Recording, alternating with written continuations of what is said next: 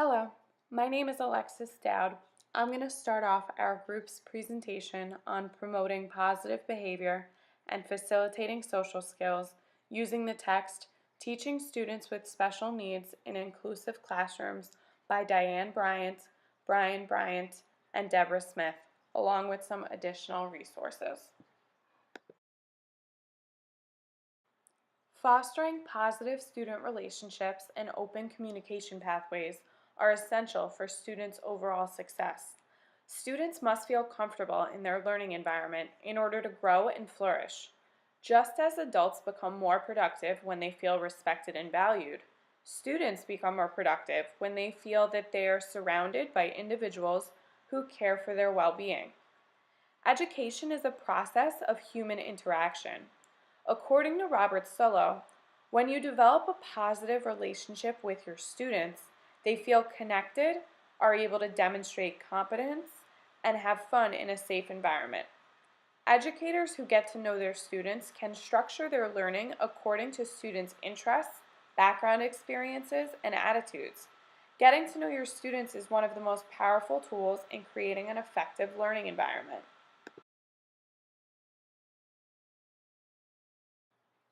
There are so many techniques that you can use to get to know your students right off the bat in the beginning of the school year.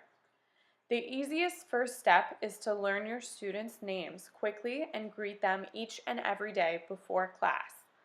Additionally, the first days of school are the perfect time to learn things about your students outside of the classroom. Similarly, let the students know something personal about yourself. When they perceive you as a person with interests, friends, and a life outside the school, they will relate to you on a personal as well as professional level and be less likely to behave inappropriately. Taking an interest in what they like to do does not have to be difficult.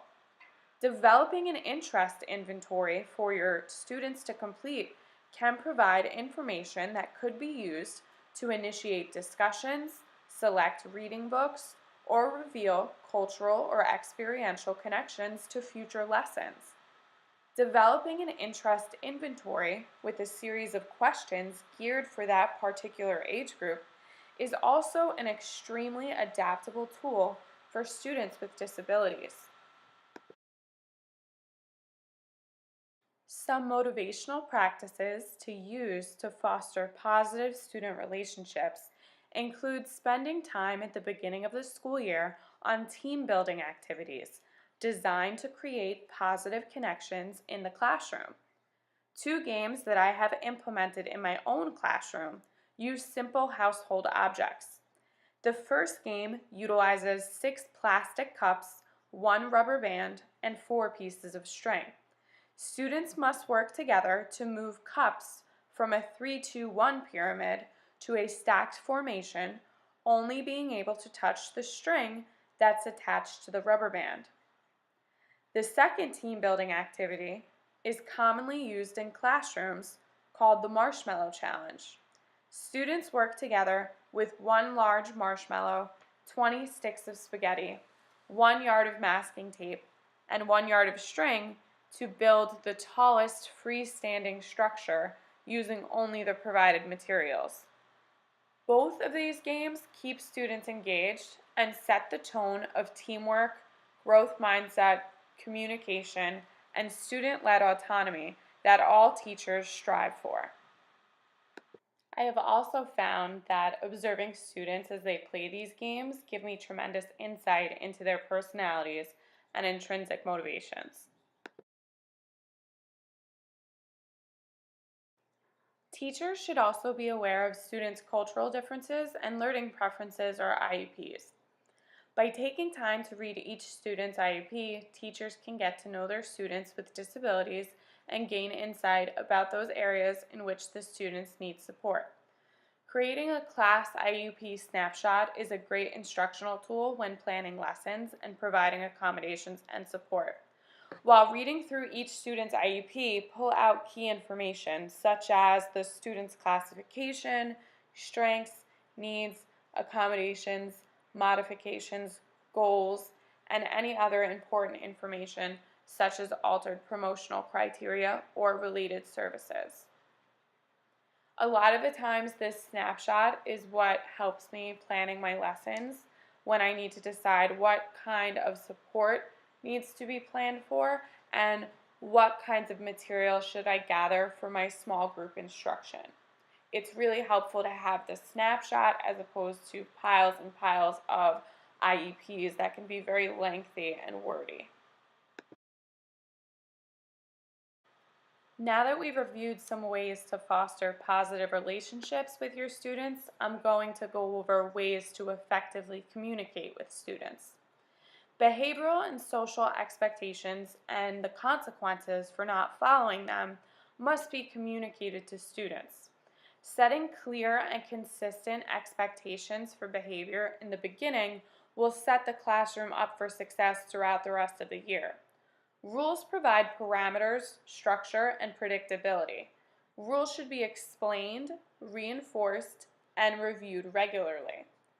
Rules and consequences should be posted for students to clearly relate back to on a daily basis. One effective strategy is to post your rules and consequences where students can see it. Teach the rules on the first day of class and consistently refer back to them. Use specific praise when students follow rules and routines. Specific praise should be used judiciously to point out specific behaviors or skills demonstrated by a student. For example, a classroom rule might be to raise your hand before contributing to a class discussion. A teacher can use specific praise to compliment a student by saying, "Thank you, Rebecca, for raising your hand to speak instead of calling out." Another useful communication tool includes posting the daily schedule so students can prepare for what is expected of them each day. Teachers must also plan for transitions. In order to effectively communicate transitions, provide verbal reminders of the remaining work time and gain student attention prior to providing directions. Directions should be concise and stated right before the activity. Communicate the transition plan and behavioral expectations. Check for student understanding and praise students who follow it.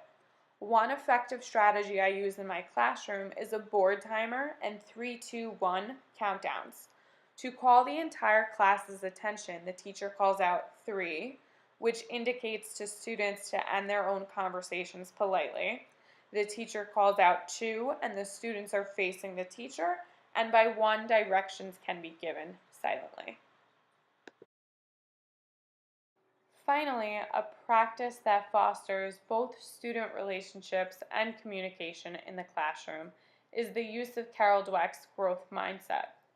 By teaching students that they can grow their abilities and that their intelligence is not set in stone, we can foster students who continue to strive for improvement. Teachers should always communicate persistence and the value of effort students put forth. When students communicate that they feel they are not good at something, respond with positivity that encourages them to face the challenge and continue to grow their abilities. By using these strategies for fostering relationships and communication pathways, teachers will create classrooms that are promoting an atmosphere for learning. The next video will present strategies for arranging the classroom and examining possible goals of student misbehavior. Thank you.